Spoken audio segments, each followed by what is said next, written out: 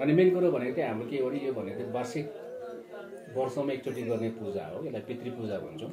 त्यो पितृ पूजामा चाहिँ हामी के गर्छौँ भन्दाखेरि पहिला हाम्रो महारानी भन्छौँ। महारानी भनेको घरको कुलदेवता, उसलाई हामीले पहिला मनाउँछौँ।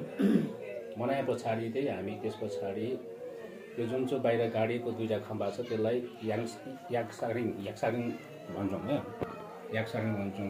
अनि याक्सारिङमा पूजा गरे पछाडि उनीहरूको मुन्दुम अनुसार त्यो सबै पूजा गरे पछाडि चाहिँ त्यस पछाडि हामी अब त्यहाँको सिंह भन्छ। सिंह भनेको चाहिँ अब यो हाम्रो के भन्छ भने त्यो मान्छेको आत्माले खेदाउँछ भन्छ नि, अब त्यसलाई धपाउनु लागि चाहिँ एउटा त्यहाँ हाम्रो एउटा कार्यक्रम छ, त्यो सिमबाट हुन्छ। त्यस पछाडि हाम्रो चाहिँ नयन भन्छ। नयन भनेको चाहिँ हाम्रो त्यो नयाँ बुझाउनुपर्छ क्या, हाम्रो माथि पितृहरूलाई नयाँ बुझाउँदाखेरि त्यो अहिले त्यहाँनिर हुन्छ। त्यस पछाडि त्यहाँनिर चाहिने चिजहरू धेरैवटा छ। अब भोलि बिहान चाहिँ हाम्रो एउटा कार्यक्रम के हुन्छ भने गाली सराब भन्छ। यो गाली सराब भनेको चाहिँ अब लिम्बू जातिलाई नै भन्छ। लिम्बू जाति भन्नाले हामी लाबुङ खाललाई चाहिँ एउटा के भन्छ भने पितृ गाली सराब दिएको भन्छ होइन। त्यसलाई चाहिँ अब हामी यहाँबाट सबै सामान लगेर त्यहाँ बुझाउनु पर्ने त्यो रितहरू के जाति छ त्यो सबै लगेर चाहिँ हामी खोलामा पानी बोक्ने जग्गामा लगेर त्यहाँको मुन्दुम सुन्दुम सबै गरेर चाहिँ त्यहाँनिर गाली सराब भनेर त्यो बगाउँछौँ। अनि त्यस पछाडि भोलिको दिनमा हाम्रो हुन्छ टङसिङ हुन्छ। बेलुका टङसिङ हुन्छ। त्यस पछाडि टङसिङ भनेको चाहिँ के हो भन्दाखेरि एउटा छोरा मान्छेको चाहिँ भाउ नआउने, छोरी मान्छेको चाहिँ आमा नआउने, उनीहरूको शिर उठाउनु लागि चाहिँ टङसिङ भनिन्छ। अनि त्यस पछाडि भनेको हाम्रो मङ्गेना भन्छ। एउटा मङ्गेना भनेको नि शिर उठाउने नै कार्यक्रम हुन्छ। त्यो भनेको चाहिँ एजा हो, सबैजना जति पनि सन्तानहरू छन् उनीहरूको सबैको शिर उठाउने काम गरिन्छ। त्यसमा बाउ मरेको पनि नमरेको पनि, आमा नमरेको सबैको हुन्छ, छोरी चेली सबैको हुन्छ। त्यति नै हुन्छ हाम्रो खास चाहिँ। अब त्यो शिर उठाएपछि चाहिँ हाम्रो लगभग 1 वर्षको लागि चाहिँ त्यो काम सकिन्छ। फेरि अर्को वर्ष फेरि गर्नुपर्ने हुन्छ यस्तै काम। त्यही नै